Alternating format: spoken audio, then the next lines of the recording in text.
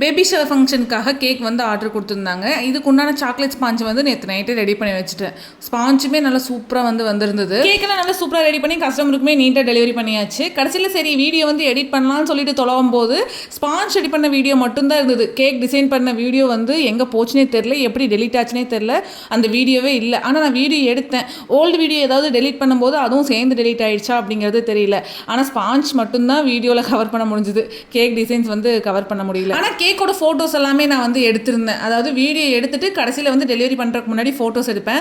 Photos எல்லாம் எடுத்துட்டேன். ஆனால் வீடியோ தான் எங்கே போச்சுன்னு தெரியல. கண்டிப்பாக நெக்ஸ்ட் வீடியோவில் அந்த ஃபோட்டோஸ் எல்லாமே வந்து நான் ஆட் பண்ணுறேன். இன்றைக்கி வந்து ஆர்டர் கொஞ்சம் பல்காக இருந்தது. டபுள் சாக்லேட் ப்ரௌனி இருந்தது, ட்ரிபிள் சாக்லேட் ப்ரௌனி இருந்தது, அது கூட வந்து குக்கீஸ் ஆர்டர்ஸும் இருந்தது, பேபி ஷவர் தீம் கேக்குமே இருந்தது. இது எல்லாமே நீட்டாக வந்து இன்றைக்கி கம்ப்ளீட் பண்ணியாச்சு. உங்களுக்கு இதே மாதிரி ஹோம்மேட் கேக், ப்ரௌனி, குக்கீஸ் இதெல்லாம் வேணும் அப்படின்னா மறக்காமல் கீழே இருக்கிற வாட்ஸ்அப் நம்பரில் வந்து ஆர்டர் ப்ளேஸ் பண்ணிக்கோங்க. ஏதாவது என்கொயரி இருந்தாலும் அதில் கான்டாக்ட் பண்ணுங்கள்.